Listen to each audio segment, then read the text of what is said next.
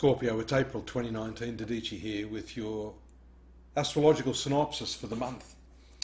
It's interesting because a lot of you know that I'm a Scorpio, so this last few days I've been really focused on research, and that's shown by your ruling planet, or one of them, Mars, moving through this 8th house.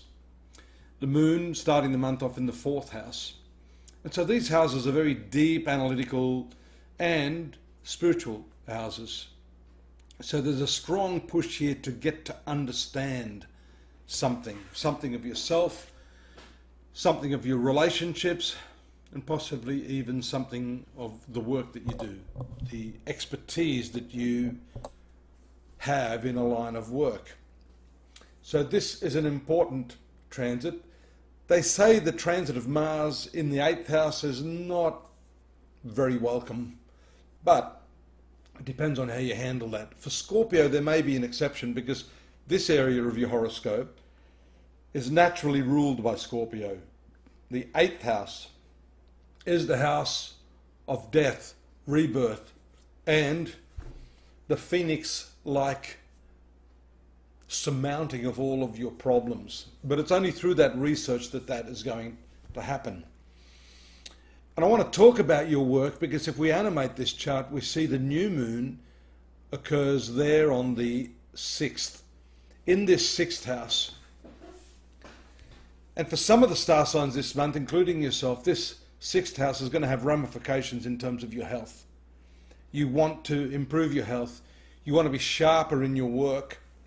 You want to be able to deal with people.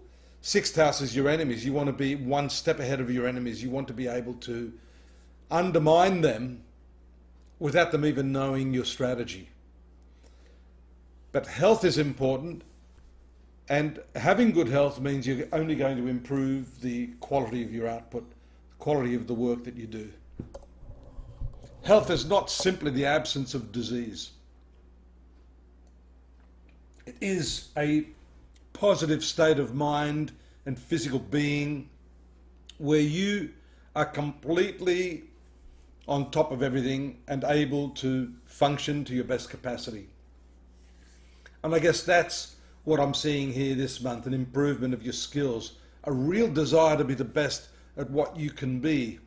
So it is a month of self-empowerment. And even though this particular conjunction takes place in this 6th house, it's a slow process. The 6th house is a growing house. It takes time for those things to manifest.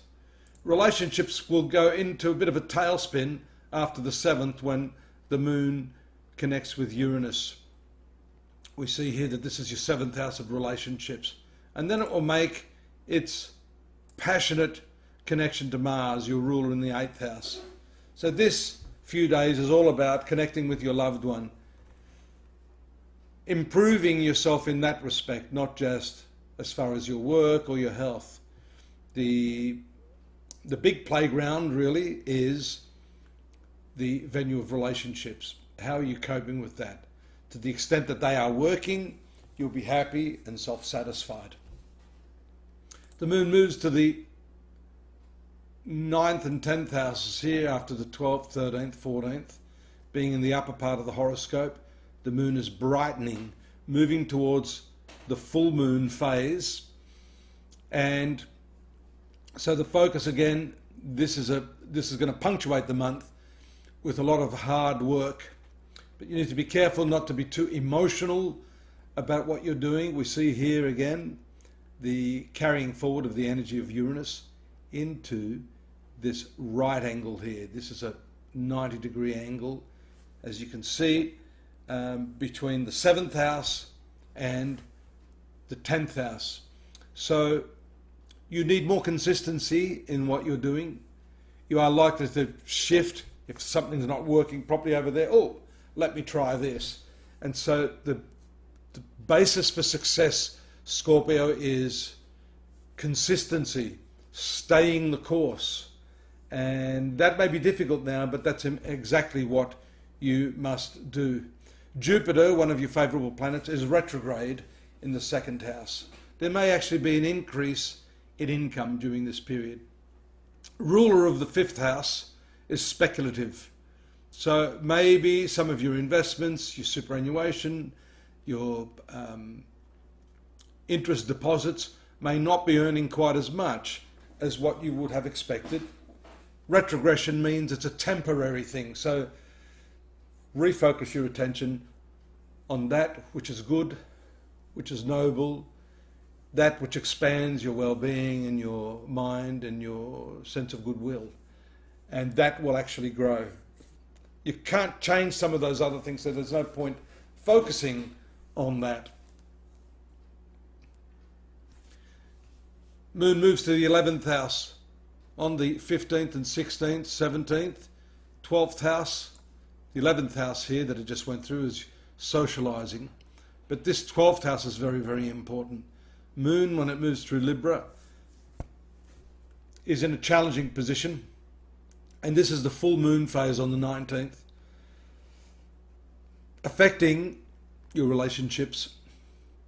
You see here, this is the Uranus energy disrupting your relationships, bringing sudden reversals, but also sudden surprises.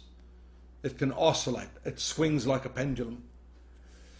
So the full moon here is talking more about getting a grip on your own self and being more in tune with your own needs and the needs of your family and, you know, your closest people in relationship. Learning what it is in you that is going to provide a better experience for everyone involved. And when the moon's in the 12th house, it is a time of reflection, self-reflection, spiritual analysis.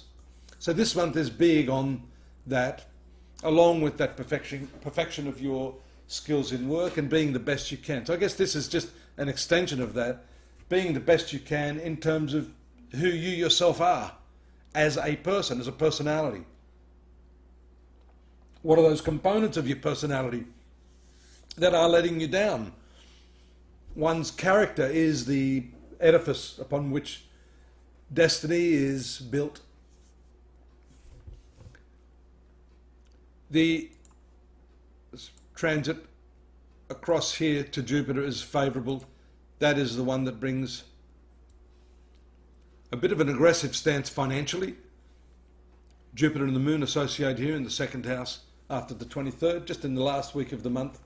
A lot more energy directed to making money. Be careful there that you don't do that at the expense of others or what they want, and be consultative in every aspect of what you plan to do. The third house towards the 25th, 26th cautions you in your communications, holds you back, makes you bite your tongue.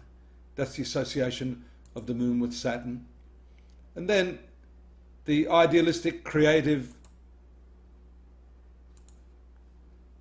phase of the moon as it moves through this fifth house. Here we can see around the last day of the month a very nice completion. Forgot to mention that you do have these two planets, Mercury and Venus, transiting into this sixth house as well, indicating underlying all of these other predictions I've made, you will have more of a focus on the environment in which you work and making that more conducive to producing these changes that you want. Looking forward to your company next month. Astrology.com.au for the more detailed analysis.